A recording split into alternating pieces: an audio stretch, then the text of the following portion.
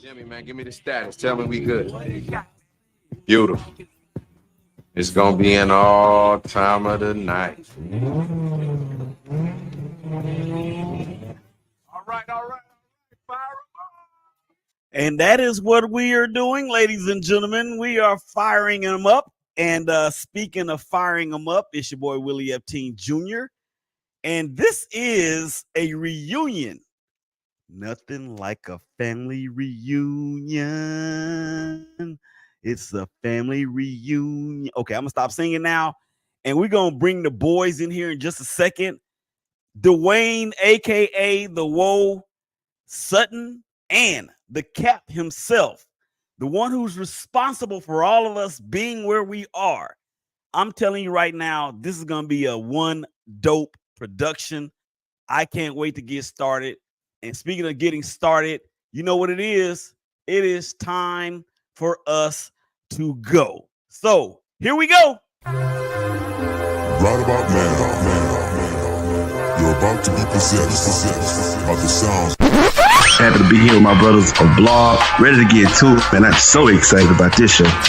But you yourself a professional athlete, and you get paid to catch the ball and can't. Like, that just makes no sense to me.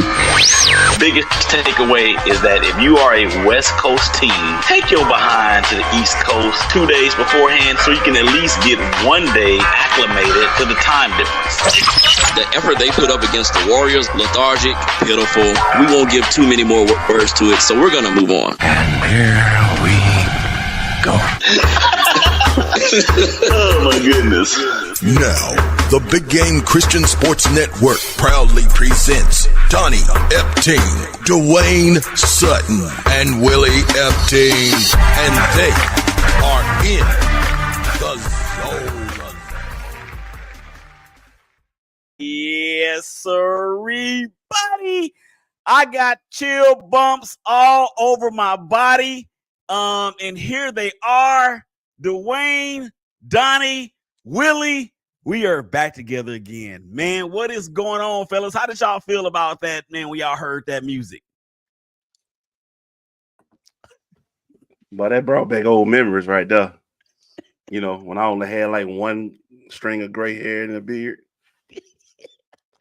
That brought back some memories right there. I'm speechless, man. Like, that was like from a galaxy far, far away. That's back when I had more hair and less weight. Wow. Wow. Man. Oh my gosh. Wow. That's all I can say is wow. Well, that was like 72 cheesesteaks ago. 72 I can't talk. 72 cheesesteaks. Well, I'm sure the boys, the men, and Will Smith and anybody else from Philly will be proud of the fact that you ate 72 cheesesteaks since whatever year that was. I'm glad to have you guys back, man. I'm glad we are back together, at least for another show. I want to thank everybody out there for everything that you have poured into us throughout the years, even though we haven't been present. You know, they usually say that if you're out of sight, out of mind, but this has been brewing for a minute, and I mean what I said in terms of goosebumps, and Big Day introducing us the way that he did. Nothing but surefire. All right, so thank you guys out there for checking us out on Facebook, LinkedIn, YouTube, Instagram TV, and of course Twitter. No, we don't call it X. We do not call it X, or I don't call it X. So that's what it is. All right, y'all ready to get into this, man? Because we got some matters to discuss. Let's do it, bro. Let's go.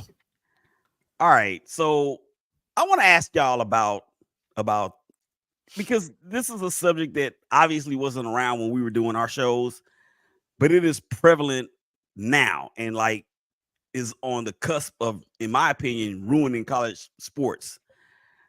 Donnie, I know you had wanted to talk about it too, so I'm gonna just ask your opinion about the name, image, and likeness, and all of these college. Let me back up. All of these student athletes that are becoming millionaires before they're even professionals.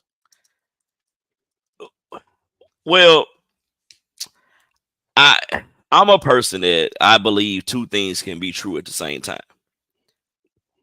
Should these players be compensated for what they give to their higher institutions, day in and day out, Saturday, Sunday, Monday, Tuesday?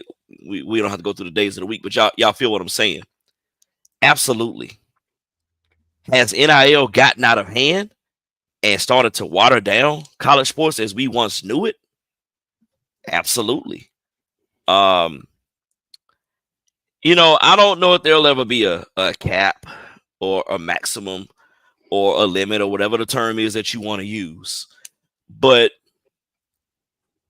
I don't think this was Ed O'Bannon's idea and the folks that he went to court with all those years ago when they were pursuing the name, image, and likeness for college athletes. I think, you add water and stirred, but I think we may have stirred too much with NIL. Like I said, I'm all for the student athlete getting paid. I can remember Chris Webber back in the day talking about, I go to the student union or I go to McDonald's and I see somebody wearing my jersey, and some of us can't even afford to buy a Happy Meal or hamburger or whatever the case it was that he said back in the early 90s. And yeah, we are far from that time frame. I hope that in the future, because working at a higher institution, I still believe in the student athlete, and I believe in the student part of that first. Mm-hmm. Yes, not all of them are going to go on to get degrees, and yes, some will, especially basketball, enter the NBA after year one, or college football. As long as you're 3 years removed from high school, you're going to enter the NFL draft. But I'm gonna throw it on the reverse side. You look at the Caitlin Clarks of the world, the Angel Reeses of the world in women's college basketball, and how the WNBA pretty much pays them peanuts right about now. Yep. And it's a shame that the females have to go across the world just to go make money. And, that then brings into play what happened to, say, a Brittany Griner, or when some of these athletes go to some of these war-torn countries and they fear in their lives. They think that they can't get out of there. They don't think there's another way. I just hope that one of these days, man, that NIL is here to stay. And I'm with that. But I'm also with the, hey, let's find a way to make it more equitable. Texas A&M and what they did the last couple of years to be that mediocre squad that they were, with all of the money that those guys were making, and Jimbo Fisher, and I said it when he left Florida State. He should have stayed at Florida State. But, NIL crushed him. It crushed him. He was no longer the football coach. I can't even call him the COO or the CEO. He was just a dude on the sideline with a headset on who was given a title head coach. But he wasn't no head coach, and he's definitely not a head coach now. Congratulations to Mike Elko, the former Duke coach, who did get that job. But yeah, I want to see NIL be more equitable and create more parity in college sports, as I think Ed O'Bannon and his guys intended it to be, as far as making sure that the athlete is taken care of, but not turn it into a bargaining tool for, hey, my team's got more money or my team's got more deals, and we're going to out recruit you, even though we'll probably go 3-9 in college football. Mm-hmm. And you know what, Donnie, as you were speaking, it sparked another question in my head, Dwayne. And let me ask you this, because we've seen some of the quote unquote traditionalists have a lot to say about the NIL and what it's doing, not necessarily for the student athlete, but adverse to the university in terms of getting the best players. Is this something that you believe may have influenced Nick Saban to retire? Most definitely. I believe in every system there should be checks and balances. Problem is, like for instance, Angel Reese, as we mentioned, that great that she can get what she can get now. But I do think that cost her the early part of the season. She didn't have her head in the game. I mean, to say the least. But the thing is, it's figuring out how can you maintain the student side of this. Because now once you introduce money, especially with the money that they're making, which is in some cases might be more than some coaches in the sports that they play. How do you check that? How do you control it? For me, I'm somewhere in between with the traditionalists and with the modern era, because the traditional side of me was like, for instance, college basketball. I don't even like it no more. Yeah. I don't who's who. You just really rooting for your team, but these kids are not going to be there the next year. You know it already. Somebody like a Calipari, he definitely huge benefits off of the one and done.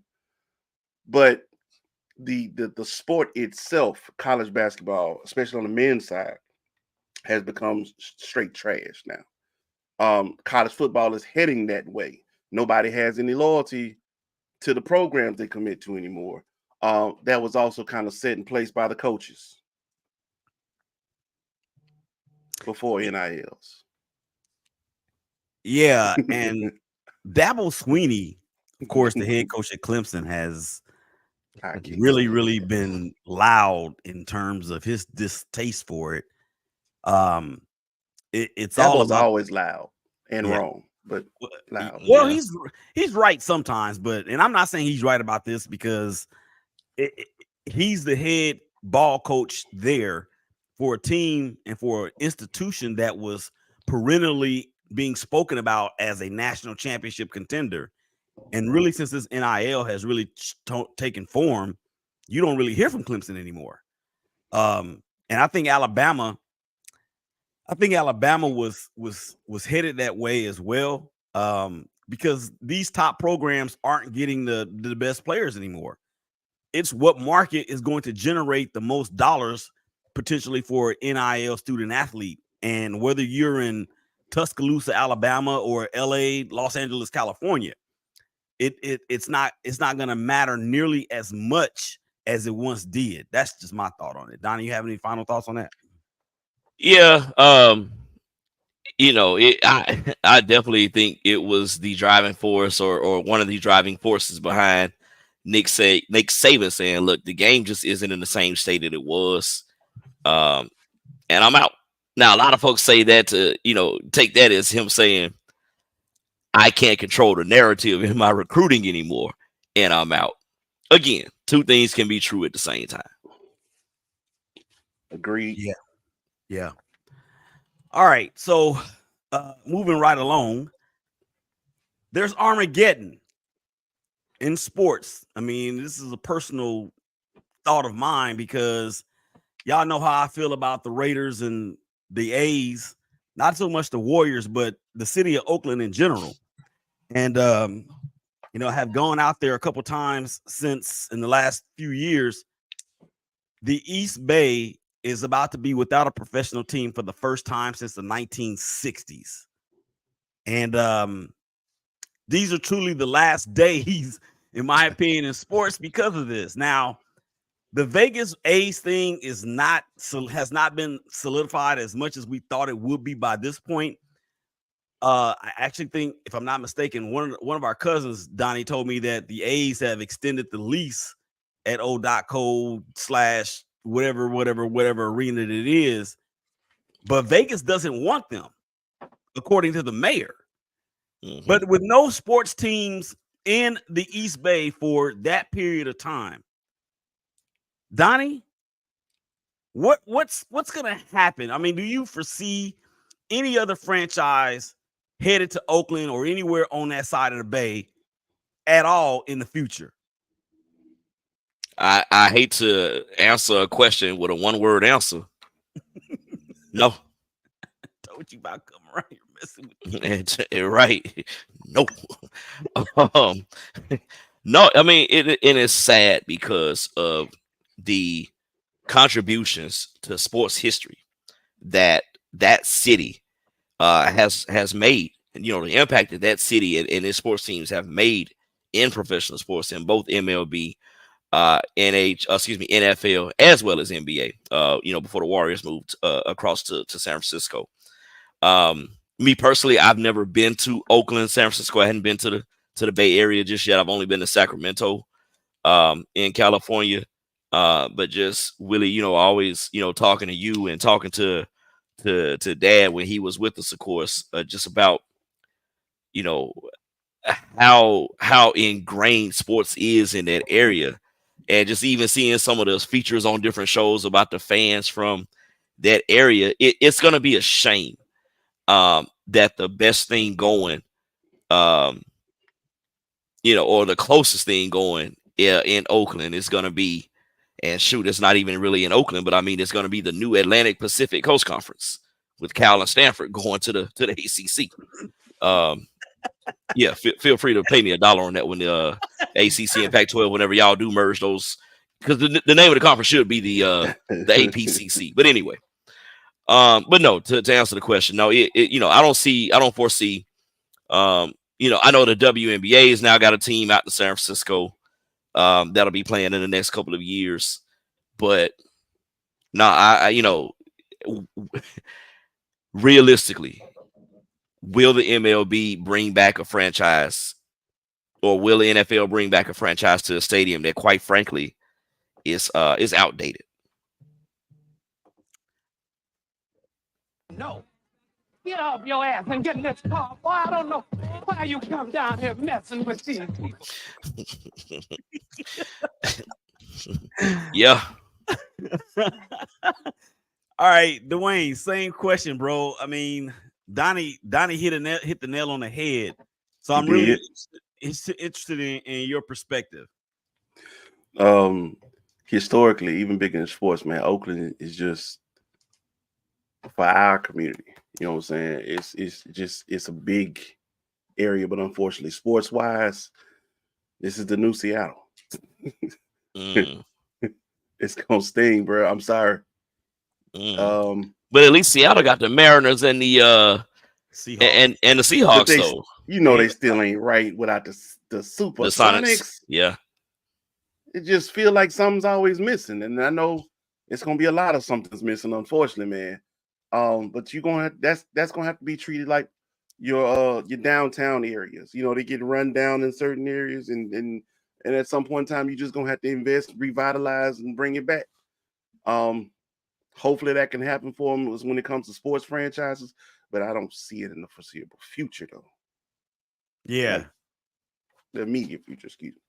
Yeah, I don't see that coming. Let me. I subscribe to this channel on YouTube. It's called Oakland Turf Tours. So let me give y'all a tour, a verbal tour of the city of Oakland. The city of Oakland is like a third world country. I'm telling you right now, and a lot of it, probably like 90% of it, y'all, has to do with the government. From what Michael Carr, shout out to Michael Carr and Dino and Harry Jr., our cousins, Donnie on our dad's side. I don't know if you even met any of them, but when I was out there, and then with us, having conversations periodically, even to the present, Mike told me that the city of Oakland is so corrupt, it is not even funny. The police force, the police force is undermanned. They are underserved and underpaid. And Oakland is, unless you live in the Oakland Hills or Piedmont or Alameda, which is another city across the estuary, unless you live in one of those three places, it ain't gonna happen. It's not gonna happen. And it's dirty. I mean, it's dirty. It is like homeless city out there. Skid Row Jr. out there. And I'm mad at the city of Oakland because it's their fault. Oakland, the A's wanted to stay. The Raiders wanted to stay. But you cannot put these two teams and have them staying in the same stadium that they've been playing in since 1966. And I was there in 2017 when the Raiders lost to the Chargers, as Phillip Rivers did it to us again. And the bathrooms and the concession stands and just the concourses, y'all, it was like going to a scene in Good Times at the Cabrini Green projects. And then on top of that, the area that surrounds the Coliseum in East Oakland is home to some of the most notorious hoods in the country. The Village, 6'9" Village, 6'5" Village, the 6'6" Village. It's all right there. So people don't want to go down there because they don't feel safe. This is the city of Oakland's fault, bar none. All right. I got a video. I was going to ask you, man. So it sounds like gentrification needs to take place, unfortunately. Yeah. Yeah, and you know what? This is the thing too, Donnie. And I don't know if you know this, and Dwayne, I don't know if you know this either, but they had a bond in place to build a stadium off Lake Merritt near Jack London Square, near downtown Oakland. I mean, they were going to revitalize the entire area. I mean, you see it like in Atlanta, whenever you go to what is it, SunTrust? Truist, yeah. What is it? Truist. Okay. What did I say? SunTrust. Y'all know I'm gonna get names wrong. Y'all know that. It's all the same people. Yeah. But the thing is that when it's not just for the stadium, it's all of the businesses that surround the stadium that's really missing out. Because when you talk about restaurants and bars and even places to live, yeah, it's not gonna happen. And that area is close enough to the Acorn projects in West Oakland to where people who were going to lunch in downtown Oakland would not go out of fear of being assaulted, robbed, or even killed. Well, dude, no, I mean, like, so you say the Warriors move to San Fran? I mean, if you want to be technical, the Braves should be called the Smyrna Braves. I mean, they're not in Fulton County. You got to go where you can control the environment, you know. He said Smyrna. That's what they are. They're not in Atlanta. So right. Like, you know, they got out of Fulton County in Cobb County, and it's like, all right, cool. Let's get to work. And they have revitalized the area around the stadium. Businesses are thriving because of that. But you have to basically you got to go where the money is. So unfortunately, I hate that for Oakland. I really do. But I just don't see, like you said, here's the thing. If you don't want gentrification in your area, you have to take care and revitalize it yourself. You have to. And if you aren't doing that, you wasted the entire property. You wasted the entire community. And that's what it just sounds like what happens. Sounds like Oakland fought against gentrification, but Derek says it's still technically Atlanta. Okay, technically. But yeah, it sounds like they fought against it, man, but didn't do anything to take care of it themselves, like you said, man. I hate that. I really do. Yeah. Yeah. Well, I mean, Oakland ain't never been Oakland. This is the thing about Oakland and San Francisco. They're like night and day. San Francisco is the frou-frou, .com. Everybody wants to come here and ride the cable car and see the Golden Gate Bridge and Alcatraz and Embarcadero and the piers and all that stuff. But nobody goes to Oakland to say, yo, let's go to Oakland and look at, I don't know, anything there. Merritt College just in the hills. Nobody is doing that. So they're like night and day. And the fans are the same way, unless you're Michael Carr. The fans of the Raiders and the A's hate the fans of the 49ers and the Giants. That's just what it is. And unfortunately for the East Bay, I mean, there's other communities there, such as Concord or even Antioch, Pittsburgh, Castro Valley. Those places could house a stadium. But at that point, I don't know. The teams may have just said, you know what? We out. All right. I have a video that I want to show you guys, and this is the part of the segment that makes you say, "Oh my God." I'll play it again. Just say a lot. Huh? Oh my God. So the NBA, of course, is heading or steamrolling towards the playoffs. And Victor Wembanyama is going to be your rookie of the year. So here we go. This is what happened to the rookie of the year. One more bucket or one more stop. Trace Jackson Davis. Oh! He put the entire country of France in the basket. Take that 8-foot wingspan with you. That is his welcome to the league moment. Dunked on by another rookie. That is insane. He went for the steal, and that's what set him up.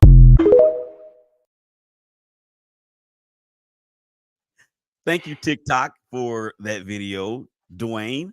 Victor Wembanyama got yammed on. How surprised are you that actually happened? I'm not surprised. He's a shot blocker. It's going to happen. You're going to get got. I mean, the best of the best always. Again, why do you think they always talk about that's really the legend of Jordan? Every big man knows you're gonna get got one day. It's gonna happen.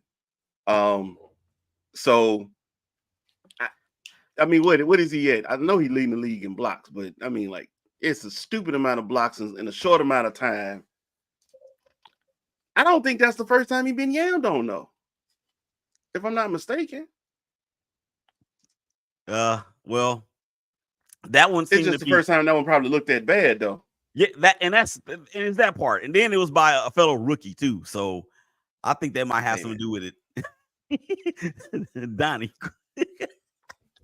look, I'll put it this way: I'm not surprised that it was Trace Jackson Davis who got him, because that boy at IU, when he played for Mike Woodson, had all kinds of athleticism. And for those of you out there watching, listening, hey y'all. But you know, for those of y'all who know, I'm a big Michigan fan, Michigan Wolverines basketball fan.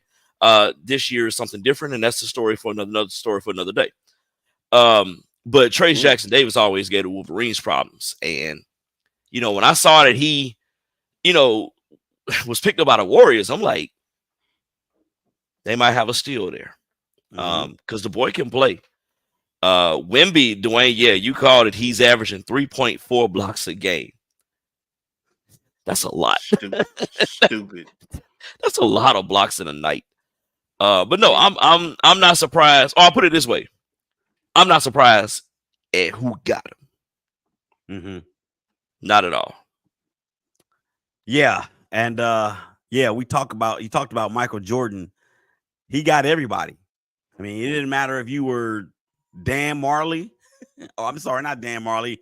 It didn't. Well, he did get Dan Marley. It didn't matter if you were Manute Bol, Tree Rollins, Dikembe Mutombo, or anybody else. He got you.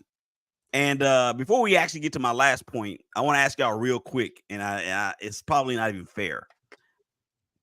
Has your opinion about Michael Jordan not being the GOAT, if he is your GOAT, has your opinion changed that he is not the GOAT since LeBron James eclipsed 40,000 points? No. Told you about coming right here messing with these people. Look here. I'm so sick of these new people. We finna do this? Yeah, I'm so sick of these new people. Oh, we finna do this. I'm sorry that, you know, your parents are probably as old as I am. And, you know, you're probably of an age where you are, you know, in my range of what I do Monday through Friday, day in and day out. But LeBron James is not the best player to ever do it, y'all. He's not. He's not. I mean, top 5, yeah. And in some people's cases, barely. I mean, look, yeah, he got 40,000 points. He scored the most points of all time. Do we say Bill Russell is the greatest player of all time because he won 11 rings? Some as a player coach? Do we say that? Dwayne, is Bill Russell your number one guy of all time? No. Willie, is Bill Russell is your number one guy to ever do it? No, I never saw him play.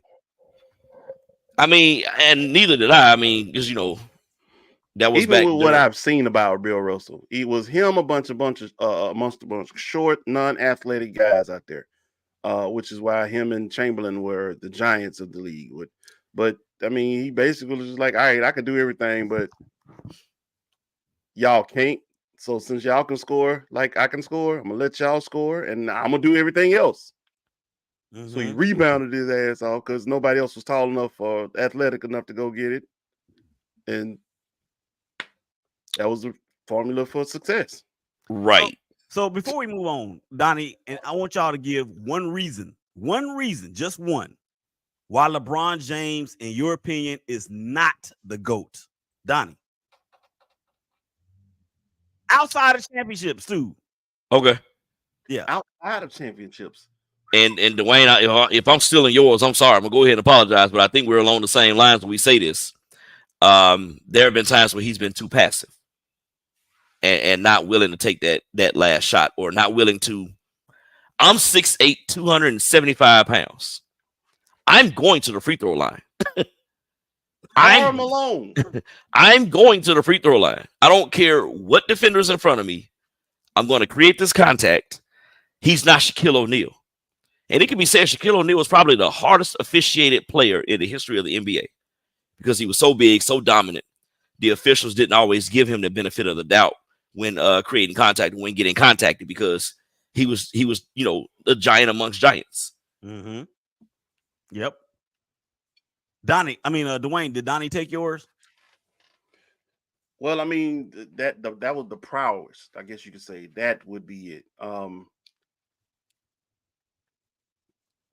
I mean, because you say outside of championships, and I'm like, okay, right, because he got two back-to-back. I mean, excuse me, he's got 2 3-peats on his resume, right? He doesn't.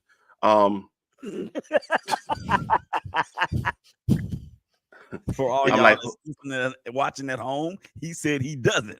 Like, he doesn't have. I can just go to the year of 1988 alone, before the championships. What Jordan won MVP, Jordan won Defensive Player of the Year, Jordan won All-Star MVP. What else he win that year? If it was no slam dunk champion, he even entered the 3-point contest. Come on, dog. One time only. when you out to dominate your sport, you show up just to compete. Yeah. You literally show up to compete. You want to know, and I know this is why everybody's like, you can't blame one man. Lies. LeBron James has been the face of the NBA for God knows. I'm gonna say at least since Kobe left. I'll give it that. Probably was before that, but anyway, at least since Kobe retired. But we never saw LeBron show up to carry events, to show up to dominate his sport. We saw him play the game. I don't think LeBron James is great at is playing the game very well for a lengthy period of time. His longevity. Right. He's the greatest at that. Yeah. Yeah. And I'm going to round it off by saying this, and then we're going to take a break. If you are the most sought after player in terms of GOAT status, when you are needed the most, you're not going to disappear. When you are considered to be that dude, you're not going to have defensive players or defensive schemes against you that's giving you the jumper. You're not going to have the passivity, if that's even a word, it is today. If you don't have the aggressiveness, but you have the fear to take the ball to the rack because your free throws. Dwayne looking for Roger Thesaurus. I gotta hear some Will. because you can't really shoot free throws and you're not that very clutch at the line. Those three factors alone put it for me that you cannot be considered the GOAT. And when Donnie, you were talking about these young people, nah, man, it's some new blood out here saying that LeBron James is the GOAT. Yes. Come see me about that. Yeah. Come see me. Come holler at your boy. Oh, don't worry. You will not leave this show the same way you showed up. Because goddamn it, I'm sorry. We're on the Big Game Christian Sports Network's Facebook page, too, by the way. My apologies. Jesus is real. Yes, gosh, I know. Gosh darn it. Gosh darn it. I'll be your anger translator. But no, yeah, you will not leave the same way you came, as they say in church. Because LeBron James fans, you're gonna come see me today. You're gonna do it. All right. I think that was a resounding first 30 plus minutes. I'm sorry I went over my time. Y'all out there that's watching us on Facebook, LinkedIn, YouTube, and all that other stuff. We're gonna take a break. We'll be right back here in a few seconds. Make sure y'all come on back on the inside of the break and holler at us. But I will never say that no more.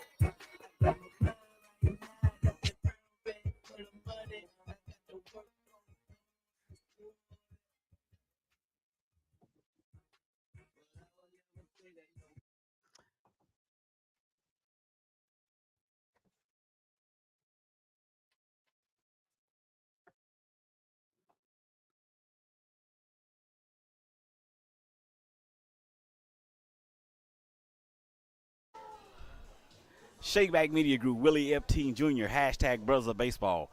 Where are we? We are at the official MLB apparel store live in New York City. Man, the show, 12s and 6s, 1s and 7s, BGCSN 1 and 2.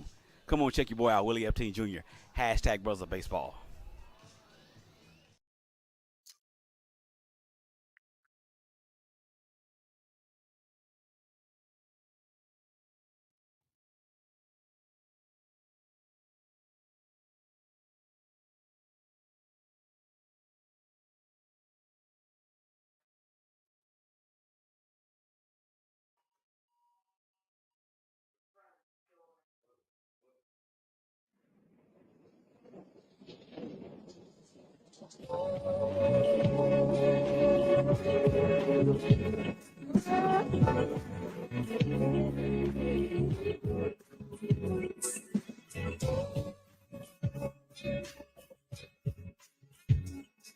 That's perfect. You can't stop it. You can't stop the way. You can't stop the way. You ain't heard of whoa. Just tell him. Oh my gosh. Well, Dwayne, that was perfect segue into your segment. Let's get it. Hello, world. In case you didn't know, I am woke. Oh, Lord. I know you've been waiting on that. I have been. It's been coming. I've been holding that in for 5 years. I just don't know. Oh, man. Shout out to my people, man. UGSK, what's going on to the Underground Sports Kings? My folks over at IMO Media Group, appreciate y'all love and support, man. They know how big this is, man, to you, boy. So, anyway, let's go ahead and get this thing off my chest real quick. I'm done with this whole done with the 90s movement. I know we're on Big Game Christian Sports Network, so I'm not going to say what I want to say. But read between the lines. Read between the lines. I'm sick of y'all. I really am. I really am. See, here's the thing. So I'm gonna ask this question, y'all. So it's like today's generation of basketball fans are very dismissive and disrespectful. See, here's the thing. We acknowledge, like even how we spoke on Bill Russell. You say you never saw him, but I can still tell you about Bill Russell. I actually watched some Bill Russell film. You know what I'm saying? I could tell you what he was good at. I could tell you where his flaws was and this and this and that. I could also tell you that competition does matter too, which is another reason why Bill Russell is in my GOAT. But if we're going to speak on it, let's go into it. My question to you, what generation of basketball was the best to you? 80s, 90s, the 2000s, the 2010s, or are you of the modern era and say this is the best version of basketball we've seen? I see Donnie's face right now telling a story. So I'm going to make you hold your thought. OG, get it to me. Well, yeah, like a lot of things, in my opinion, in terms of sports, whether it's basketball, football, or even baseball to a degree, I think a lot of it has become watered down. And if you are a player or a fan that is in awe of offensive prowess, then this is your time. If you are a fan of the physical play, the players walking off the court and not shaking each other's hands, and from the 80s and the 90s and into the 2000s a little bit, then yeah, that would be your time period. I actually am a fan of the entire 90s decade. Take away the fact that the Jordan rules they expired after Isaiah Thomas and all of them retired because of the Achilles tear that he had. But the Jordan Bulls from 91 to 98 essentially them giving them a default 2 championships to the Houston Rockets because Jordan wasn't there. That was the best time for me, Donnie. Well, I'm gonna go tied 80s and tied 90s. And I kind of came in, I was born in 1980. Math majors that'll tell you how old I am. But I kind of started watching and carried it too. I kind of started watching there in the mid 80s. Dwayne, you talked about Jordan in the slam dunk contest. I can remember vividly watching Spud Webb participate in a dunk contest in Dallas at 5'6", and really holding his own in that thing. But with the 80s, man, you had cats like Fat Lever, say it, Alex English, say it. You had the Joe Barry Carrolls of the world that were playing. Bernard King. Of course, you had Zeke and you had Jordan coming along, and you had the Celtics with Bird, Mikael Parrish, Ainge, and don't forget my guy. I always remember how to spell his name, but I could never pronounce it. Schitting or something like that. You can't spell it. It was something like that. Shiesting. That cat right there. But I remember, man. Karl Malone and John Stocktons of the world coming up. David Robinson being drafted, but having to wait a couple of years to fulfill his Navy obligation before he really got into his rookie season. Mark Jackson and Patrick Ewing were one of the combos that I remember watching early on. At an early age. But I don't know, man. It was just something about that 80s ball, Willie. You reference these cats not out here loving each other up. Hey, man, you my dog, man. And I'm going to holler at you later. We're going to go to the club later, and we're going to pop bottles, and we're going to put everything we do on IG. No, that was not the 80s. That was basketball. That was the NBA. And it was fantastic. I ain't gonna lie to you. The 80s were, I guess the nostalgia of it for me is why it resonates. But it's really the 90s. If I'm gonna go with a tie, I'll go with the 90s and 2000s. Because I saw Michael Jordan at his peak. I saw the competition against Michael Jordan. I don't think they really get it. Because three-peats have been so hard to come by. once you win a championship, the target that is placed on your back, and to do it 3 years in a row is marvelous, simply marvelous. I saw it with the Bulls. I saw it with the Lakers. I saw Michael Jordan fly. I saw Michael Jordan come out with this fadeaway when the flying was, grounded a little bit. Mm-hmm. I saw a man who could do things on one end of the court and turn around and affect the game just as much on the other end of the court. And I said, we never see that again. And I saw Kobe Bean Bryant. And everybody from that generation who grew up wanting to be like Mike hated Kobe because he actually did it.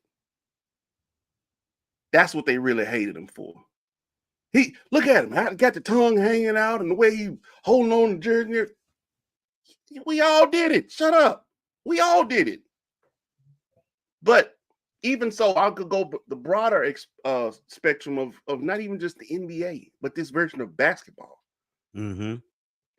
Basketball as a whole was just better in the 90s. College basketball was better in the 90s. People actually played defense in the 90s. See, you can't tell me that this version of the NBA is better when, yes, people are 7 feet and can dribble between their legs and pass and everything, but ain't nobody playing defense. What the heck is the stretch for anyway? Hey, go guard your man. This is how they guard everybody. No, you got to face him. What you doing? I'm going to just stand on the side of him. What are you doing? You giving a 7-foot-tall Kevin Durant free range. You letting Steph shoot from anywhere on the court he wants to. Dame can call his spots. Nobody's really defending anybody. Pat Beverly wouldn't be a Pat Beverly if he was playing in the 90s. That was the average NBA player. They gave it. They cared. They were passionate about their roles on the team. They were. If I'm not a great scorer, I'm gonna be the best defender we got. I'm gonna be the best fouler we have. I'm gonna take my 6 fouls are gonna count tonight. God dog it. That's why I love them Knicks and them Pacers, them Davis boys, Oakley, Xavier McDaniel. You feel me? It's Yes, just a better brand of basketball. What is basketball now? Like I talked to my boy DT, man. Shout out DT. What's happening, man? He's a Flu Devil fan, unfortunately. And me as a Tar Heel fan, but I'm a lover of the sport, of the game. Duke in the 90s. They go in, they come out from halftime down to up 6, whatever. But when they come out from halftime, what's happening? Slap the floor, we guarding you. I thought that was the coolest thing ever. You not getting any more. This is our territory. This is our domain. Duke can't even do that no more. When last time you seen them play man-to-man? Everybody in the zone now. Shout out to Zone Sports. Can't nobody keep nobody in front of them now. So you can't say you the best of something when ain't nobody able to defend no more. That's why I'm just saying that's my version of basketball, period. Mm-hmm. I can answer that question for you, Dwayne. Last time Duke played man-to-man was when the best charge taker in the history of basketball played at Duke. Number 31, Shane Battier. I knew it. I knew it. One of the last of the 4-year players. Also, that actually went on to success in the NBA too. Did. All the respect in the world to him, man, but the game in itself has changed. The product has changed. Like I said, we knew. I'm listening to the NBA talking about they're going to expand the draft. For what? I ain't watching nothing past the first round, no way. I ain't watching nothing halfway past the first round. I'm going to get through 15 and be done. The rest of these kids going to probably come from overseas or playing somewhere out of a G League or something. I mean, like, I ain't, but for what? Yeah. For what? This ain't, I can tell you every single player going through every round, know where you from, who his mom and them is, and all. No, this ain't that. Mm-hmm. This ain't that. These kids don't like to compete no more. You know, remember you had to wait your turn because you had stars ahead of you. So your freshman year, you did sit down. You might be part of the cheerleading section on the bench unless somebody got hurt. Now they like, I ain't sitting down. I'm transferring and going. Yeah. And now you ain't gonna get no playing time because you done bounced around everywhere.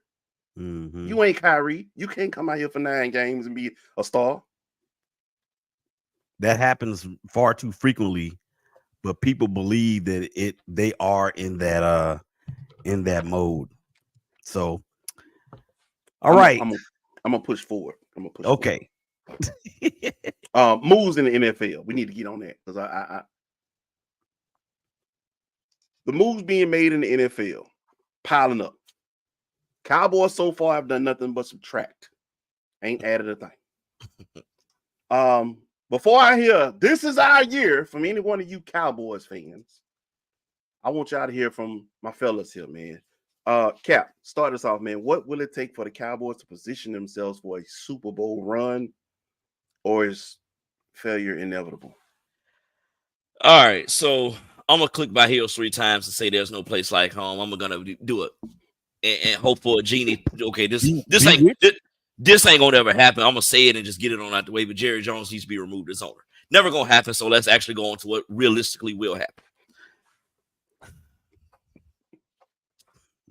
I think for the Dallas Cowboys to actually get back in the game, so to speak, it's not actually going to take place in free agency. They're going to have the best draft class, probably one of the best draft classes in the history of their franchise coming up.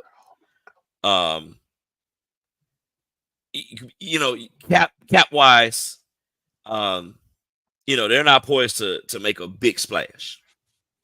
So it is going to come from a lot of younger guys or maybe some mid to lower tier guys in free agency, should they go ahead and try to get something done with the free agent. But I mean, they've already lost Armstrong to the Washingtons.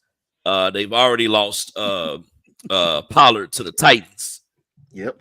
They swung and missed on that was a big Henry. blow.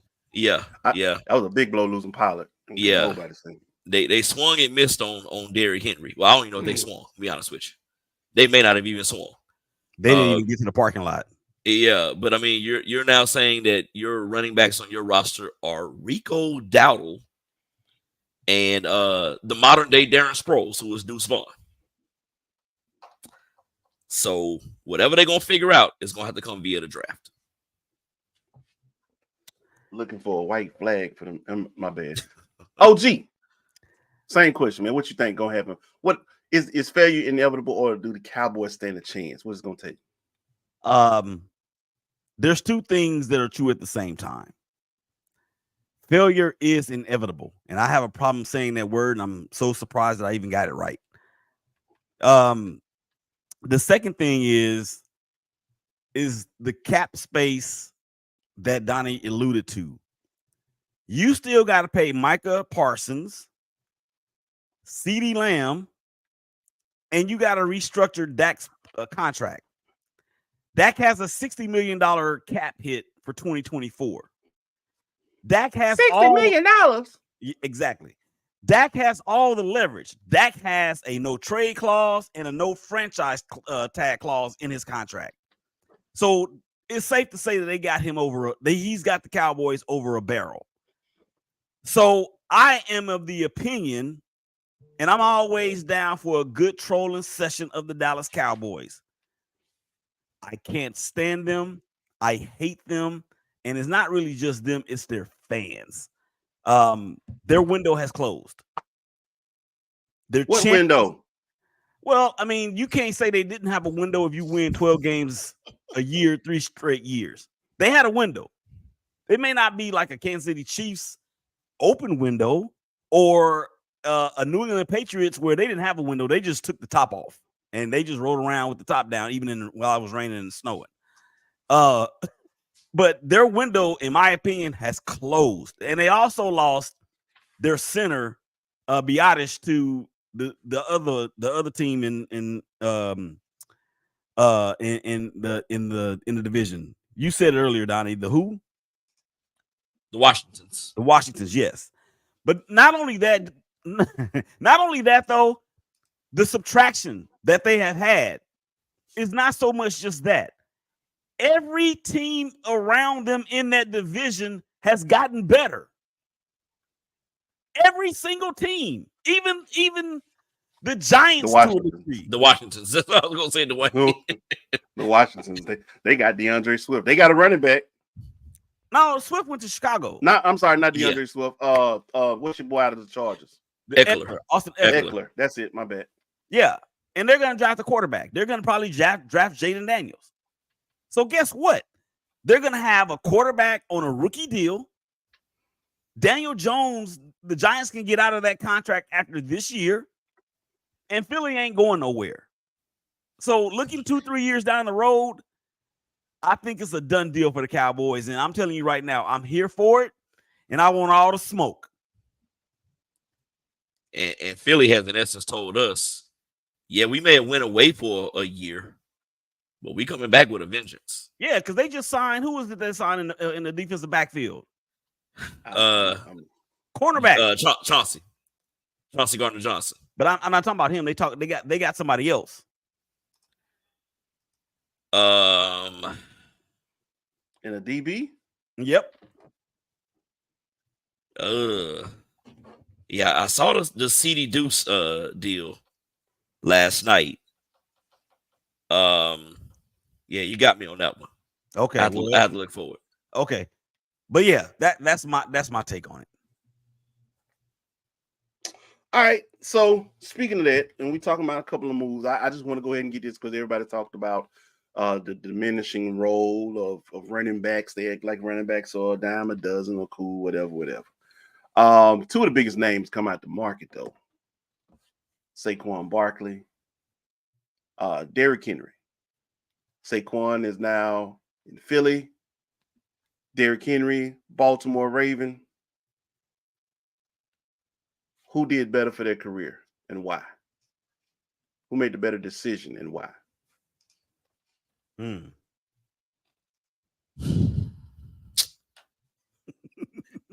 This one's tough.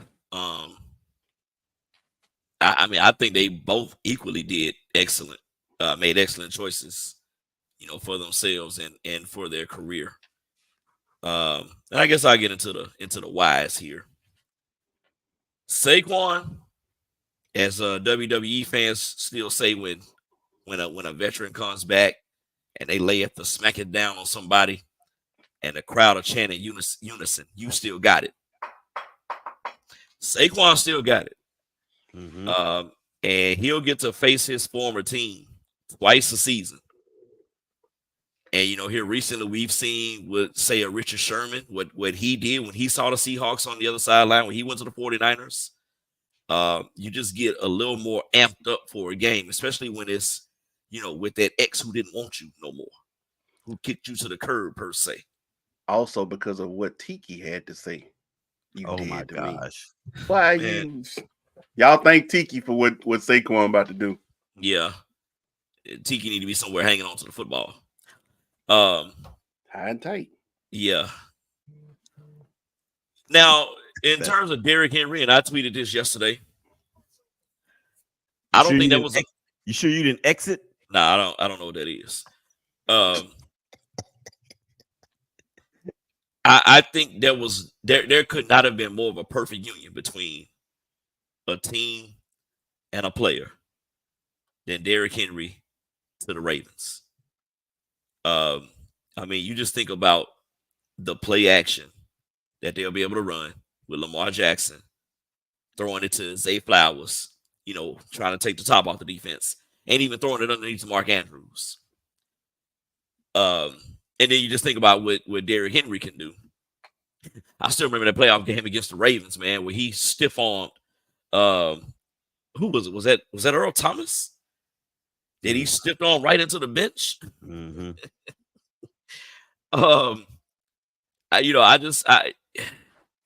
Greg Roman's not their offensive coordinator anymore. They don't focus on the run as heavy as they once did.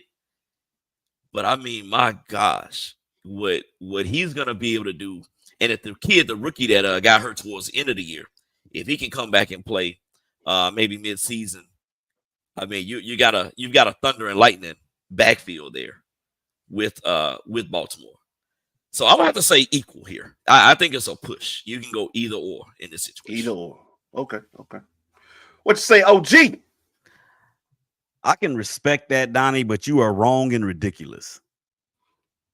You are wrong and ridiculous. Now, it's not a question on whether or not either move was a bad move, because I think they were both great moves. Derrick Henry is 30 years old. He's at the top of the running back mountain. And I know he's, 6'4" and 683 pounds and looks like a sumo wrestler and can y'all seen the Progressive commercials where he's pulling homes and car motors and all that stuff. All that is cool, but the only reason why I will give the edge to Saquon, and I didn't mean to say that your answer was wrong and ridiculous, but it's just you're good. You're good. I kind of did. It was funny. It was funny to me. but the thing is that the reason why I'm choosing Saquon Barkley is because of the style of offense that the Eagles will run. I know it's going to be a little similar to what the Ravens do. The Ravens have much more firepower on the outside. Even with the departure of Kelsey into retirement, congratulations to the OG for all that he accomplished. I think the Philly offensive line is going to remain a top offensive line. And then the Ravens just traded Morgan Moses to the Jets. So that's gonna, I think, put a little damp there. But Saquon is younger than Henry, and the Eagles offense is more dynamic. That's the only reason, is because Saquon's younger than Derrick Henry. That's the only reason why I say that. But if you don't believe that Eric DeCosta, the GM of the Ravens, if you don't believe that he has something up his sleeve to replace Moses, then you smoking some. Hey man, if I trust anybody's management, I trust Baltimore's. Yeah. I'll say this. I think the moves were equally effective, but as far as who did what or better for their career, I'm gonna go with OG on the fact of, but it's gonna be on the opposite effect of it. Mm-hmm. I'm gonna say Derrick Henry. But because he's the older back, I think going to Baltimore is perfect. Playing in the backfield with Lamar Jackson. They can't just lock in on you, my boy. They can't. This is a team, again, which is why I question so much about their playoff run on how it ended. They led the league in attempts and rushing yards. And for some reason in that game decide 16 attempts is enough. Was it 16 or 17? Something like that. It's enough. Ain't no way. Well, you got a Derrick Henry now. I don't want to hear no excuses. He should come out of a game with nothing less than 20 touches. Nothing less. He's 30 years old, not 35. He ain't Adrian Peterson yet. He still got a motor. He still got good. His body's in good shape. He hasn't really had major injuries like that. It's just been some little knick-knack stuff here and there. But I think that he's primed to really finish strong in his career if this is going to be the end of his career. So yeah, I'm rolling with Derrick Henry making the better choice for his career. Mm-hmm. Okay. Now, lastly, don't hate me. Cap, don't hate me, but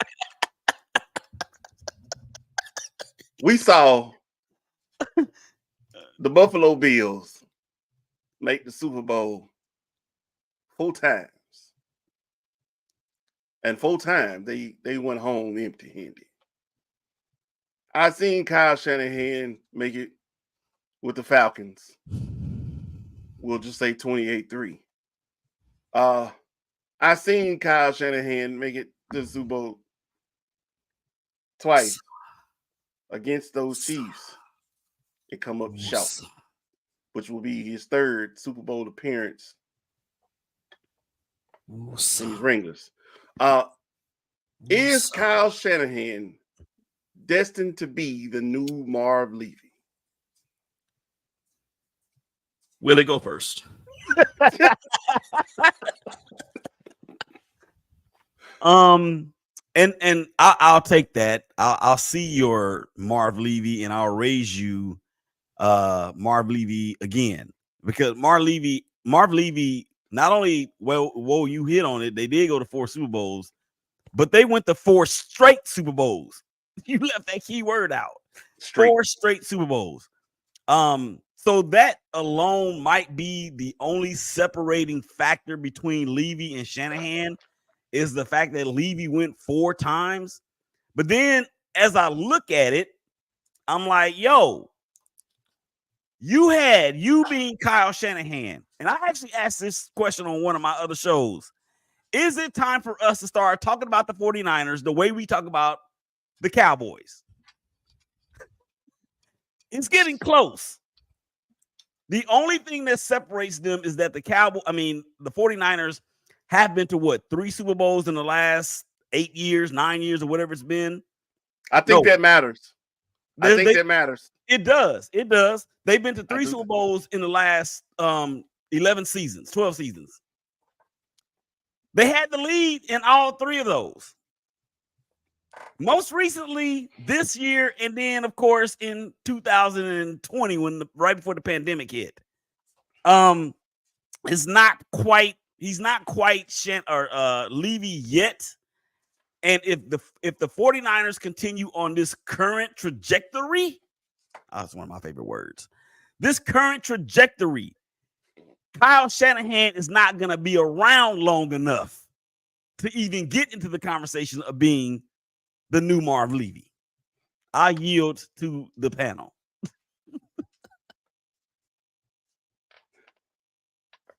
All right, y'all done? Yes. Time to hear from you. What you got for us? All right. So first things first, eye popping. Oh, never mind. First things first. All the honeys, dummies. I am a 49ers fan. Yes, he is. And like I treat myself, I am the biggest fan of the 49ers, just like I'm the biggest fan of myself. But I am also the harshest critic of the 49ers, as I am with myself. So here goes. The 49ers window is shut. I don't care what any of y'all say. It is shut. Done? Done. And I'm not saying done as in not winning, 11, 12 games, winning division titles, going to the playoffs. This team has shown us who they are. Kyle Shanahan has shown us who he is. So, Willie, I'm going to take it a couple of extra notches above what you said about Shanahan and, what happened in 28-3 and then what happened with 20-10 with 7.5 minutes to go in the Super Bowl in Miami in 2020. 2 seasons later in the NFC Championship game, the 49ers had a 17-7 lead against the Los Angeles Rams with all kind of red in the stands. It was Levi's South with the lid on it, with a roof on it. Mm-hmm. As we know, the Rams wind up coming back to win that game, and the Rams wind up winning that championship at home. At home, the second team to do it in consecutive seasons. Now, the NFC Championship loss at Philly, that was just an aberration. If you've had a conversation with me, we had a quarterback, we didn't have anybody on the roster who could throw a forward pass after Hassan Reddick ripped up Brock Purdy's elbow. We had nobody on the roster that could throw a forward pass, especially after Josh Johnson came in and then went out with a concussion. So I kind of give that year a bye. This past season, this was a year to get the Kansas City Chiefs. I'm not even talking about the 49ers. I'm talking about the NFL. Mhm. This was the year to get the Kansas City Chiefs. I hate them. They were at their lowest. I mean, you had more talk about who the tight end was dating than the actual play on the field. I mean, you had cats out here dropping passes like Rashid Hot Hands Heyman on Little Giants, or Stonehead on Necessary Roughness. Don't throw it to Stonehead. And yet, and still, the 49ers had Kansas City on the ropes in the Super Bowl and couldn't shut the door. Now, you fast forward to free agency. Double A he's been released or is being released. Eric Armstead. He didn't want to take a pay cut. And the 49ers, I thought about this earlier as I was getting ready for today's show. How do the 49ers have the audacity to ask the Walter Payton Man of the Year for their franchise to take a pay cut? And Double A was probably the most consistent front four guy on the team last year when he played. He did, miss a couple of games due to injury late in the year. And I'm saying more consistent than Bosa. Definitely more consistent than Chase Young. And yes, the 49ers they've traded for Malik Collins from the Texans today, and they're bringing in Yatur Matos Gross from Carolina. But their loss of Armstead is going to be huge. They did tender a 1-year deal to Jawan Jennings, as we like to say, third and Jawan. By the way, I call him the new Anquan Bolden. Third down conversions. That's who you throw the ball to. He's gonna move the chains. But Kyle Shanahan has shown us who he is. That's funny. Are you serious right now? It's pretty funny. Yeah, we lost to her. We lost to her in the Super Bowl. Wait. Yeah, we lost to her in the Super Bowl too. Yeah, that's who we lost to. Yo. Kyle Shanahan has shown us who he is. Dwayne, you mentioned with the Ravens running the ball 16 times in the AFC Championship game, whatever the number was. I don't get for the life of me why Kyle Shanahan, with the lead, chooses not to run the football. And this is a pattern. And this is a pattern we saw in 28-3. Mm-hmm. This is a pattern we saw 20-10, lead on the Chiefs. This is a pattern we saw of 17-7 against the Rams. And this is a pattern we saw with a 10-point lead against the Chiefs again in this past Super Bowl. And it's because he wants to prove to the world that he's smarter than you. And I'm going to let my quarterback air it out and try to protect the lead by throwing the football. The window is shut. You see what Philadelphia is doing? You see what the New York Giants are doing? Green Bay. You see what Green Bay is doing? The window is shut. Man, that's tough to hear. If I'm being honest with you, that's tough to hear. And yes, Kyle Shanahan is Marv Levy. To answer the question. To answer the original question. Hey, man, that's sickening. I ain't going to lie to you, bro. I feel bad for you as 49er fans, but not as bad as I feel for Ravens fans this year because, again, like I said, bro, that was just absolutely 16 rushing attempts. 16 rushing attempts, bro. And 8 of them was from your quarterback. You didn't even call running plays for your running backs. Yeah. Boy, I tell you. Anyway, man, that's been my time. On behalf of my people, I'm on Media Group and UGSK. I'm finna pass the buck. We finna get that real formula going when we come back. El Capitan. Finna run the show. All right, y'all make sure y'all come back on the other side of the break. We are going to get to the cap. He's going to round us off. Make sure you guys go out there and like and subscribe on all of the platforms. We'll be right back here in just a second. Is there heaven for the Wolster? Ah, my bad.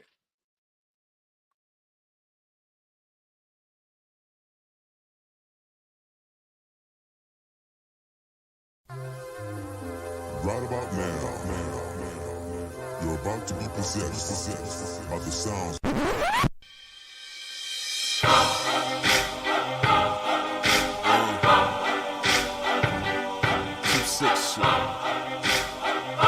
Yeah, I know what it is. You little suckers get to talking, grabbing, not walking, strapped to the pong, getting jaws and smacking, they sleep with the coffins. And they getting greedy like Shaken, give me all.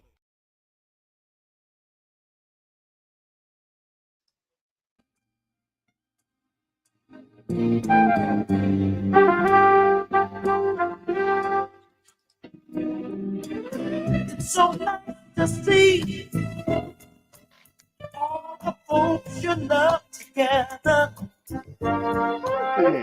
singing, talking about all the things that go down. When music was music. All right. We are back with you, and this segment of the show is being brought to you by Seal Dinner. Oh, no. Oh, sorry. Wrong show. Wrong show. Wrong show. My bad. Man. Oh my gosh. All right, y'all. It's your boy, Donnie Epting, a.k.a. the captain. Back in the building. We got the Wolster. And we got the OG of the bunch, Willie Epting Jr. And wow, feels like I'm trying to learn how to ride a bike all over again. But it is time for this segment of the show, formerly known as the In His Zone Sports Show on the Big Game Christian Sports Network. Shout out to Big Day. Shout out to Cedric Bailey and all the folks there who helped us realize our dream all those years ago and many moons ago. But fellas, let's get back into the sports talk here real quick.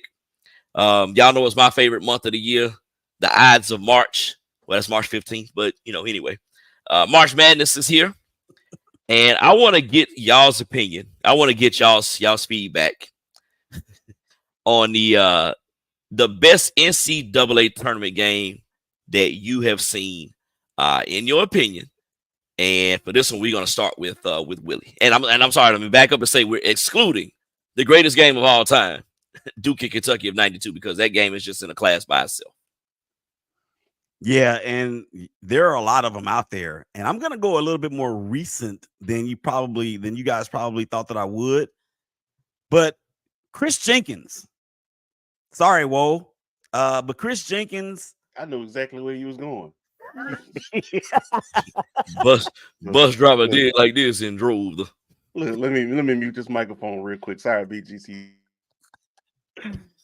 I mean, Chris Jenkins, what can you say? The jumper from just outside the 3-point line, if I'm not mistaken, on the right side of the court, not only to defeat North Carolina, but to win the national championship. I think that game was well played, back and forth. That had me thoroughly entertained.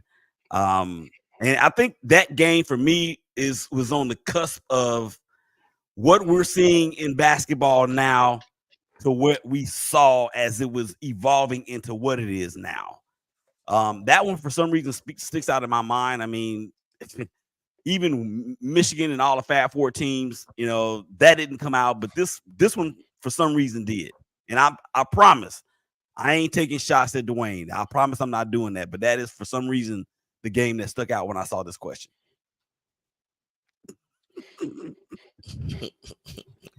I am a little teapot, short and stout. This boy ready to blow. he put it on mute again. Okay. All right, Dwayne. Let's help you recover here. And I want to say this. I want to say this before you do answer, Dwayne. And Remember the shot that Marcus Page made right before Chris Jenkins shot? Yes. Where he double clutched it and went under, around, and threw a defender to make that shot to give Carolina, I think if I'm not mistaken, Carolina tied them with that 3-pointer. Yeah. The degree of difficulty on that shot was amazing, sensational, phenomenal, but it was reminiscent of probably the and I'm not even a fan of either one of these teams, but that game will never leave my head, and that's the Tyus Edney shot. That Missouri shot to me, you see him coming down, balled up, crouched down, still manages to get the shot up. I don't think it gets more clutch than that, man. But it's the type of moments. Let me tell you what that moment was for me. I ain't even have a TV in my room, but I'd be doggone if my parents is finna send me to bed and I'm not gonna watch this game. So our old TVs, we had a habit of, instead of, because they didn't quite always go all the way out. TVs used to malfunction slowly back then, so they still work. It just they always had a we'll say a bad chromosome or something. It's just like a little tick or something. Anyway, so we had an old TV, big 19-inch, but the 19 inches back in the late 80s, them was some heavy TVs. But I got one out the attic and mounted that joint on my dresser, and I watched that thing in my room, borderline on mute. You couldn't be. I was supposed to be in the bed at that time, but I was gonna see my one magic moment, and I saw it. And again, I never forget when he hit that shot. My loud, transforming teenage voice said, "Oh my God!" Blew the top off my room. Blew the top off. I mean, but it. I've seen the most amazing moments in college basketball during that era again. From the Arkansas squad to the O'Bannon brothers to, again, it all for me got kicked off with the Fab Five. That's when I was really like, I ain't going nowhere. But yeah, that one shot, because again, it was the Bruins and what was that, Missouri? Missouri, yep. Who knew? But that's what college basketball is about. Anybody can get in here and win this thing. It just says it doesn't have the greatest talent. It's about the greatest team. So yeah, that Tyus Edney shot, that's the one that locked me. That's the greatest moment that ever sticks out in college basketball. And Dwayne, that's a great one. That was a second round matchup there between UCLA and Missouri. UCLA was the top seed. I believe Missouri was an 8 or a 9. I remember they played West Virginia that first round a couple of days before. The game was in Boise, Idaho, and I can probably almost tell you who was on the play-by-play for that game. I want to say it was maybe Tim Ryan for CBS. That's what makes him who he is, right there. Exactly. I'm so glad we got this. You got that recorded. I need that, because when people don't believe me when I say this about him. But I remember that shot vividly too, Dwayne. That was the 95 tournament, and without that shot, UCLA is eliminated, and they don't go on to win the national championship that year. 1995. Cameron Dollar actually had to wind up playing big minutes in the championship game because Tyus Edney was hurt. Cameron Dollar from Seattle, Washington, in that championship, that Final Four, that championship was in the Kingdome, the old Kingdome, in 1995, where UCLA beat, if I'm not mistaken, they beat Oklahoma State in the Final Four, and then they beat Arkansas in the championship game. The O'Bannon brothers, Toby Bailey, and like I said, Cameron Dollar had to come in and play hero. That was Arkansas. Corliss Williams. Yep. Yeah. And Scotty Thurman. And that was Arkansas going for back-to-back. Who's that? Nolan Richardson as the coach. Oh, Nolan. Yep. 40 minutes of hell. Yes, 40 minutes of Hades. All right. So let's stick with let me give y'all mine real quick if y'all don't mind. I know we cutting short on time here, coming down close to time, but so I said excluding Duke, Kentucky from 1992. But I'm also going to talk about Duke and Kentucky. But this year, in this particular season, was 1998. This was a regional final that was played in St. Petersburg, Florida, what is now known as Tropicana Field, where the Tampa Bay Rays play, formerly Devil Rays. Duke led this game at the half, 49-39, up by 10. And Duke was looking to get back to a Final Four. They hadn't been to the Final Four since, it had to be, 94? When they lost to Arkansas in that 94 title game in Charlotte. But you had Scott Padgett that hit the big shot at the top of the key, the big three-pointer, that eventually gave Kentucky the lead and the win in what was Tubby Smith's first year in Lexington. Kentucky went on to win that game. They beat Stanford in the Final Four and then beat the Utah Utes with Michael Doliak. Keith Van Horn had already left for the NBA. And the late, great Rick Majerus as a head coach. Nice. All right. So let's continue with basketball here. Next up, let's talk NBA. I think it was Willie who mentioned it earlier. We're in that playoff run here. The Boston Celtics, far and away, the best team in basketball right about now. As of today, 51-14. They've been out on the West Coast. They lost a few games out there. They lost to Denver. They did bounce back with wins at Phoenix and at Portland and at Utah, as a matter of fact.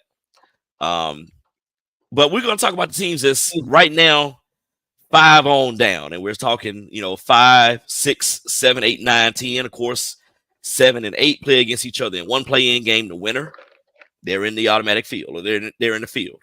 The loser of the 7-8 game then plays the winner of 9-10. But I want to ask you guys, and Dwayne, we'll get you first.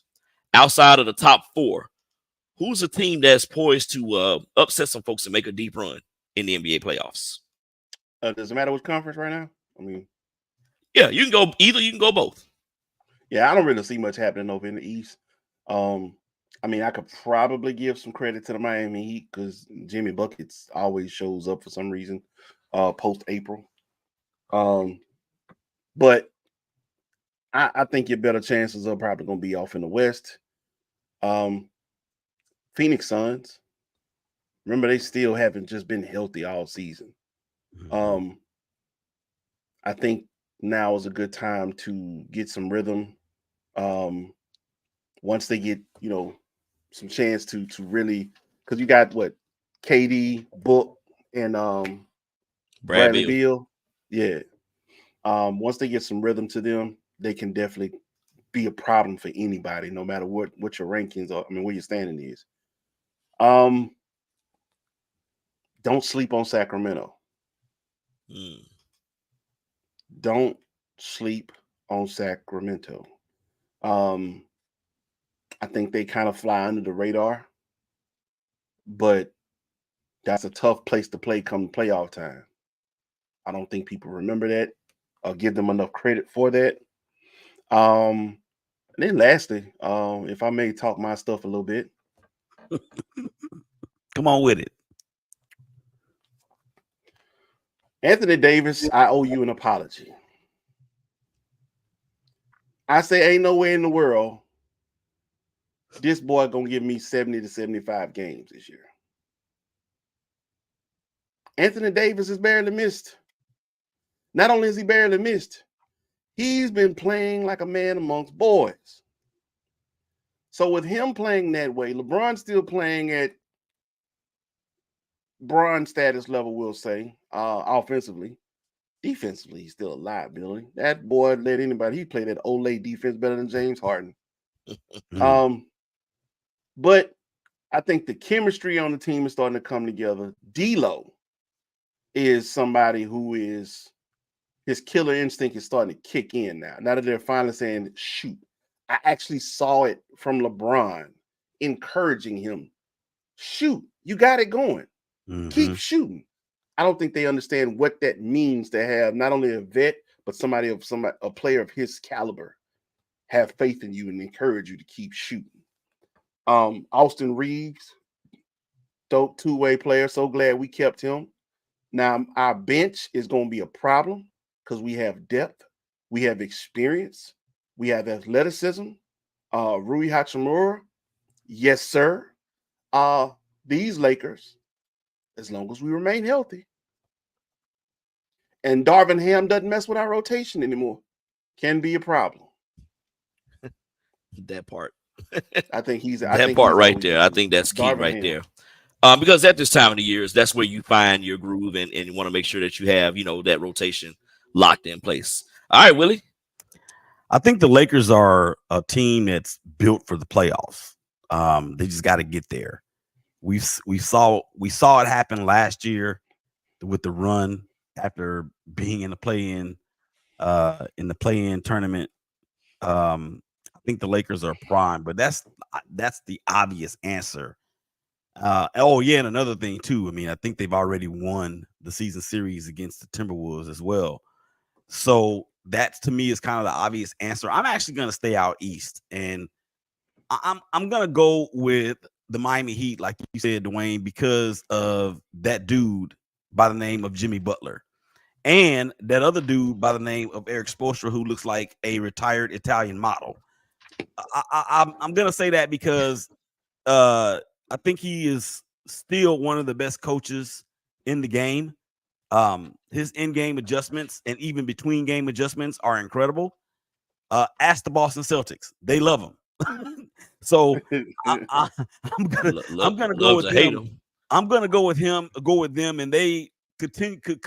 They're obviously last year they were the first team in the playoff or the play-in tournament era to get to the NBA Finals. I'm not saying they're going to get to the NBA Finals this year, but that team is experienced, they're well coached, and they got a dog. And those are three components that you need in order to advance in the playoffs. Wait. One other thing. And the playoffs are just that in terms of this. Playoffs? Don't talk about playoffs. You kidding me? Playoffs? I just hope we can win a game.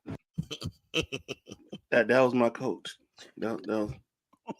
That's my coach. That's my quarterback. Well, yeah, there you have it for me. I think it's Miami. I'm a little surprised neither one of you went with Dallas. Nope. They don't play enough defense. Oh, and that's why I know y'all didn't go with them. But I mean, the name of the game is to outscore your opponent. Yeah, how well did that work for Mike D'Antoni? Who's that? I'm kidding. Exactly. I'm kidding. Future head coach of the Philadelphia. Oh Lord, the Philadelphia soul of the UFL. All right. I don't even know what that's a nickname. It was. Oh, it was okay. Yeah, it was. All right, so let's trade into basketball for football here. Last couple of topics that we got. WWCBD. And when I say CBD, I'm not talking about that sticky icky. What will the Chicago Bears do with the #1 pick in NFL draft? And now, if your answer is tied into a certain quarterback, because we didn't have this part of the question, but that's cool. Because he may be part of the equation. But we'll start this one with Willie. And what will the Oh, I'm sorry, Dwayne. I just saw your hand raised. Teacher. Yeah, okay, Dwayne. We got you on this. We got you on this. Well, go ahead, man. Okay. Well, see, here's the thing. Kirk Cousins is off the market. Right. Baker Mayfield's off the market. Basically everybody's off the market except the quarterback that they have. And the quarterback that they could draft doesn't want to be there. Now you're gonna have to go get some couples therapy or something. I mean, but to mend the fences, keep Justin Fields, trade the first pick. You got too many holes, and that first pick can help fill them. Not by taking the first pick, by trading it away. Utilize it for other draft picks, or maybe even some other veteran players. Who knows? But that first pick has value, especially because it actually has a very good player at the top of the draft board. To go, it's one thing to have that pick and then the draft sucks and you're like, don't nobody want this pick, but people want that pick. Make the most of it. All right, Willie, what say you? let me make sure I got the question right because my mind ain't what it once was. What will the Bears? So it's what will the Bears do with the number 1 pick, not what should they do, right? Very good, Mr. Mack. You mean separate as in divide? Oh my gosh. This is the thing with the Bears. The Bears are where quarterbacks go into a coma. They have completely ruined Justin Fields. And I don't like to say that because he went to Ohio State. Shout out to Rachel Hill and Sapphire Haythorne and Marshawn Lynch, who love the Buckeyes, even though Marshawn is a graduate of Maryland. They are going to trade the pick. No, I'm sorry. They're going to trade the pick. No. They're going to keep the pick. They're going to see. That's why I had to read the question twice. They're going to keep the pick. And the reason why they're going to is because the marriage between Justin and Chicago is over. Now, what are they going to get for Justin Fields? That's a total because the market seems to be shrinking for him for some reason. But they're going. Look, this is what's going to happen. They're going to draft Caleb Williams. The Chicago Bears aren't going to get any closer to the playoffs than they did the last 2 years. The head coach and the GM will likely get fired. A new regime is going to come in next year, and they're going to be in the same cycle because that regime will not be the regime that drafted Caleb Williams or Drake May or whoever they're going to go get. It's just not going to happen. So that's what's going to happen. They're going to keep the pick and trade Justin. And I love how both of you answered the question because I actually wanted to put in there what should the Bears do. So, Willie, I'm glad you answered it that way. And Dwayne, I'm thinking along the same line as you. You keep Justin Fields. You go ahead and give number 1 to Washington. You take number 2 from Washington. I need Washington's first round pick next year. I need Washington's first round pick the following year. Or if you don't give me 2 firsts, give me a first and a second. But I'm of the belief that what they will do is they're going to have 2 quarterbacks on their roster unless they have a knockdown, trade offer from somebody on draft night that they just can't, pass up. I mean, but if you start to look at teams who need quarterbacks, yeah, that room is starting to get filled up or get empty, however you want to look at it. I just think that I think their best future is keeping Justin Fields. A guy that I went to Southern University. Shout out to the Jaguars. My boy Greg. Greg said, man, Chicago is going to draft Caleb Williams, number 1. And I said, and they're going to set their franchise back another 5 years. That is exactly what's going to happen because Ryan Poles, the GM, he's going to be out of there. Coach Flus, he's going to be out of there. And Dwayne, if you remember on UGSK for the season preview, NFL season preview, I said the Bears were going to be the previous season's Lions. They made me look like a fool. Foul. That's no foul. They made me look like a fool. But I mean, Justin and the Bears did come on late in the year.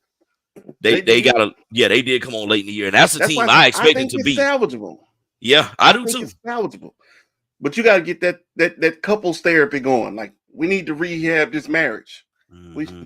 We need to get some fixing going on here, man. Because it got ugly toward him. And you let Justin Fields say, "Hey, they lost Darnell Mooney. Mooney is he's gone in free agency.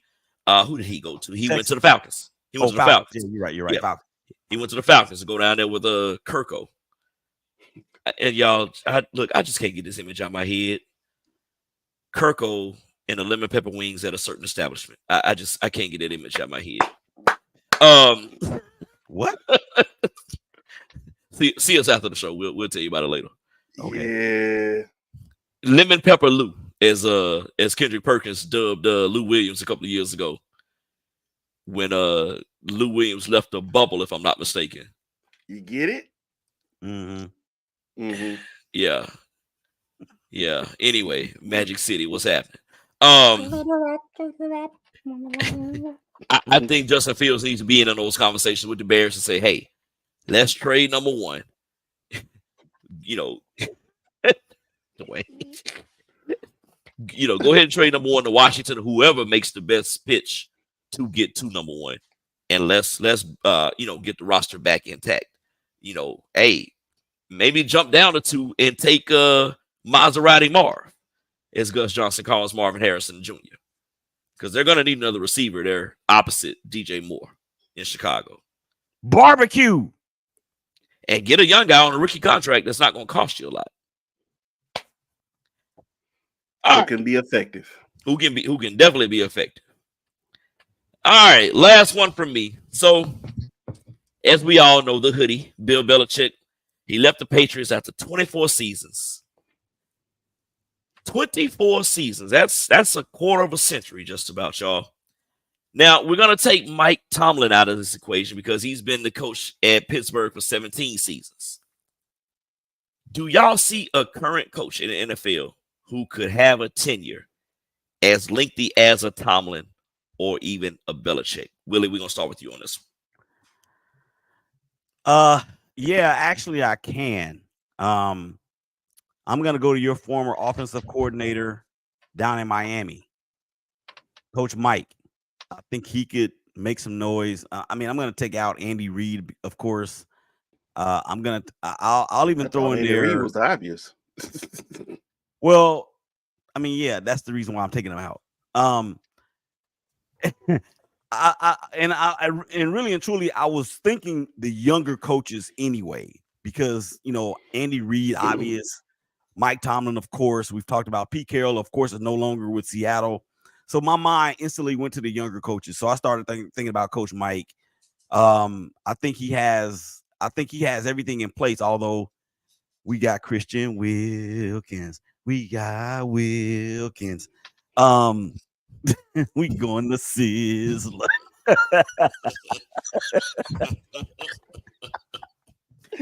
I think Mike McDaniels would be a good choice for that question. All right, Dwayne.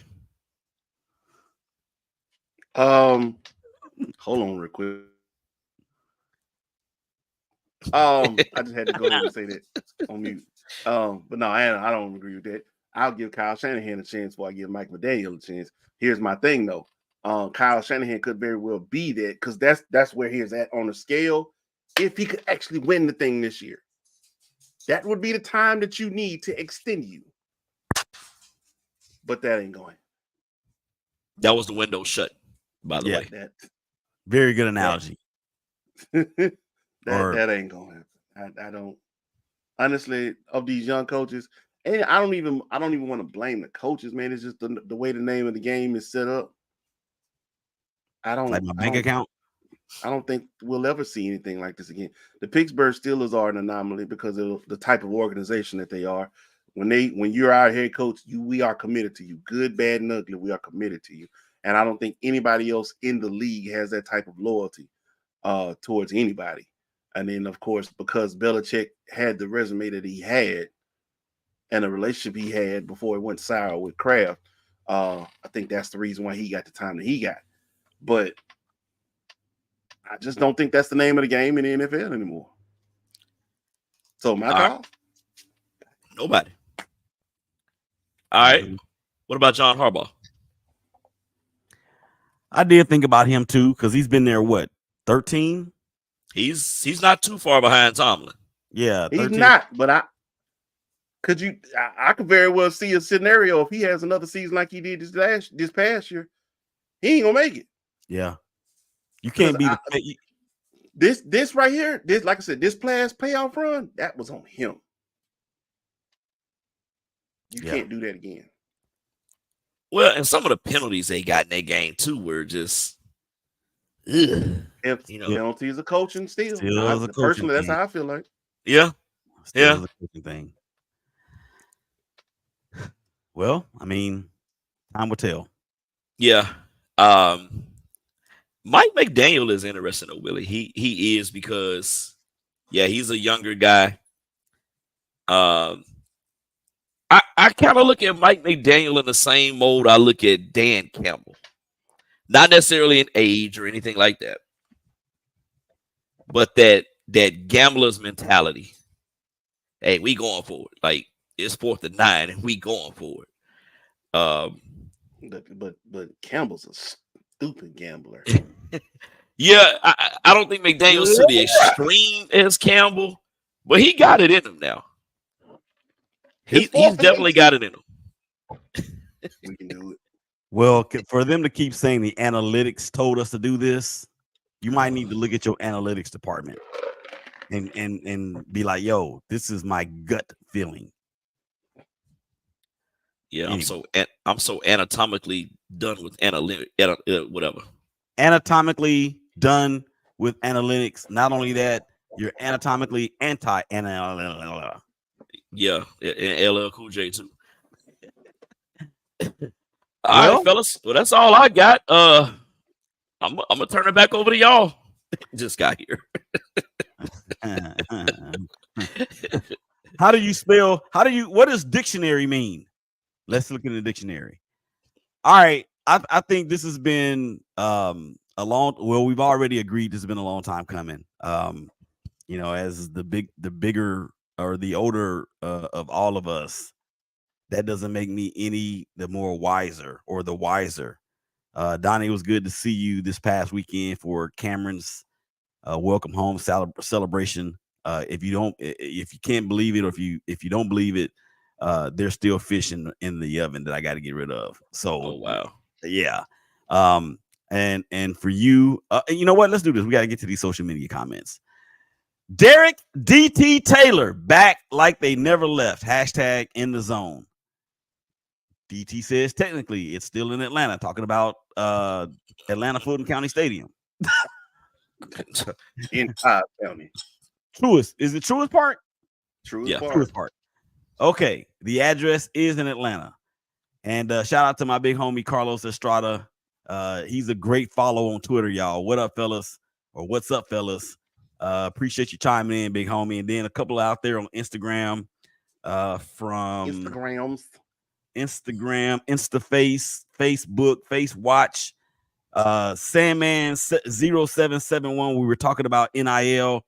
Says needs regulation. At the moment was a joke how much money they threw away with NIL and coaches' paychecks. Nick can't develop a team on today's scale, I want to say, about society with all these ball players. Shout out to y'all girls. Sports from her perspective. She was on the Women's History Celebration show last night. She says, exactly, they are students first. We talked about that last night on that show as well. She says they are staying because some are making more money now because they may not make it on the next level. They may not even make it to a next level. To the next level, right. Arch Manning didn't play but a few downs and made millions. Makes no sense. And Scott says, Sandman 0771 again says, sounds like LSU's Death Valley when it comes to small, cramped, outdated stadiums. And that's when we were talking about the Oakland Alameda County Coliseum. He flops way too much for me. It's not soccer. He's talking about LeBron James and why he's not. I know exactly what he was talking about. Shout out to Rachel Hill. She was watching. And Scott also says, speaking the truth again about LeBron James, one bad side there, one bad dude, not side. Okay. And he says, gotta run. Enjoyed. So we thank you guys out there for checking us out on all of the platforms. It is shameless plug time for the show. Donnie, I know you got some things going on there at HCCC. Is that it? It's 2 C's, but yeah. Oh, okay. Go ahead.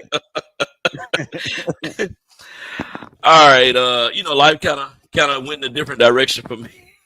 Dwayne and this thesaurus, man, it's killing me.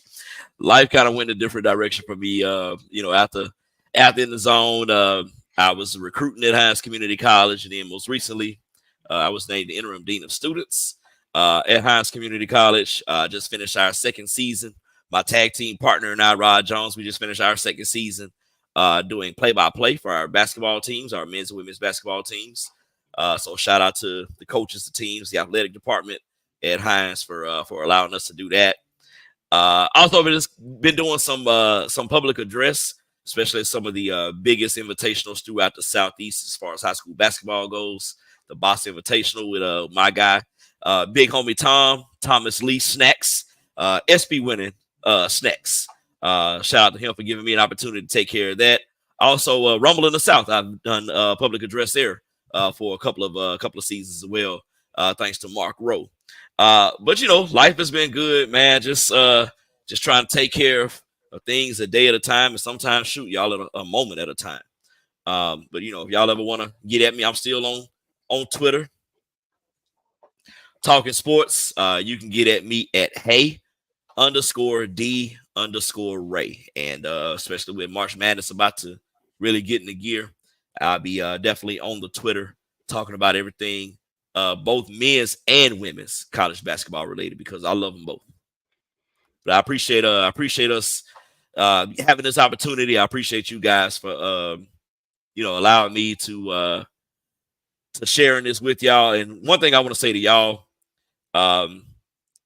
this whole thing has come from hundreds and thousands of miles from where we started within the zone, first as a website back in 2012, and then eventually into the show that we did, and what you guys are doing. I just want to tell both of y'all have made me proud.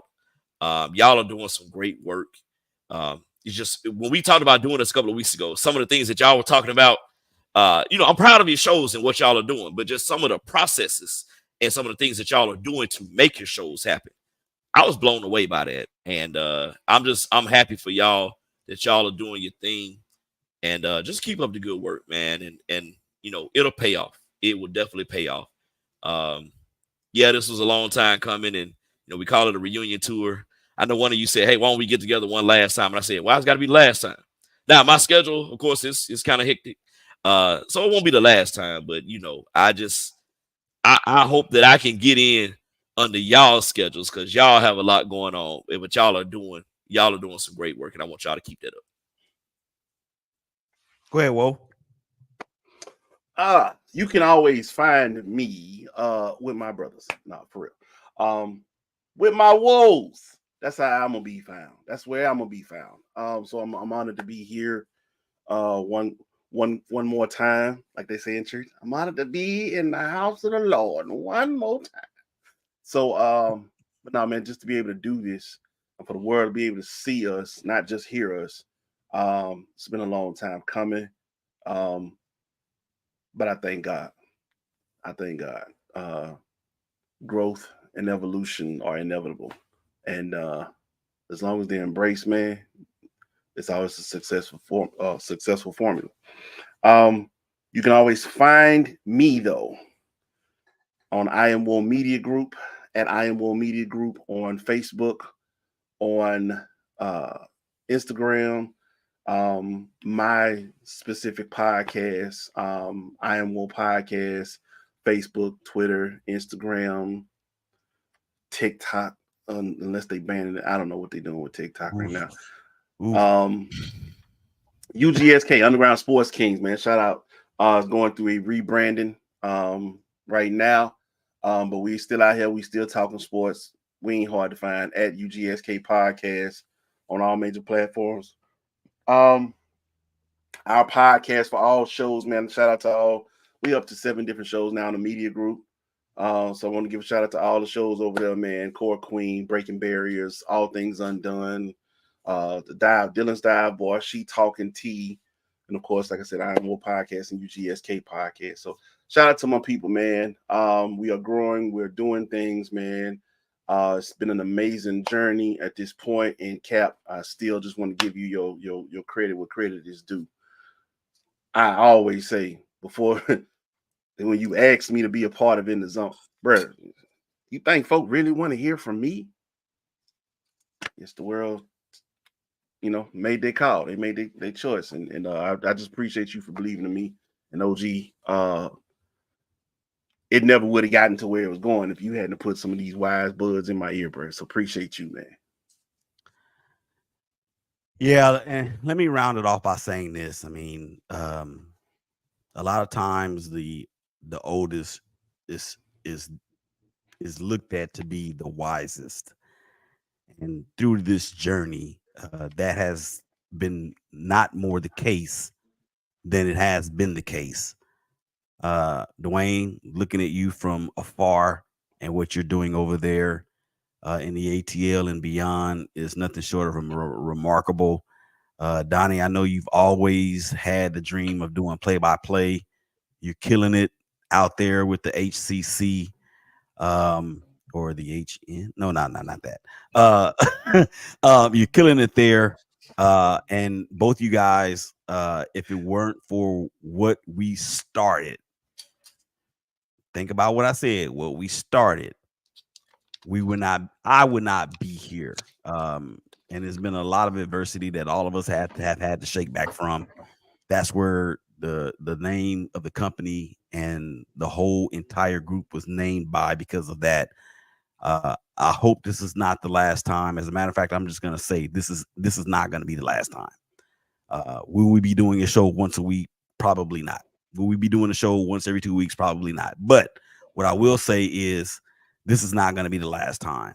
And I'm so proud of both of y'all. And with that being said, it's time for us to go. So, y'all ready? Got all the comments made? Shameless plugs. Shameless plugs finished. It's time to go, man. Donnie, this song right here, I remember you playing this in one of the breaks, and I said I got to go get it. So I went and got it. And here it is. DJ DMD, 25 lighters on my dresser. For all of those involved at the UGSK/IMO Media Group. For Donnie, it's your boy Willie. Y'all take care of each other. Y'all hug each other. Y'all love each other. I promise it's going to be all right. We're going to holler at y'all again real soon. Peace. We out.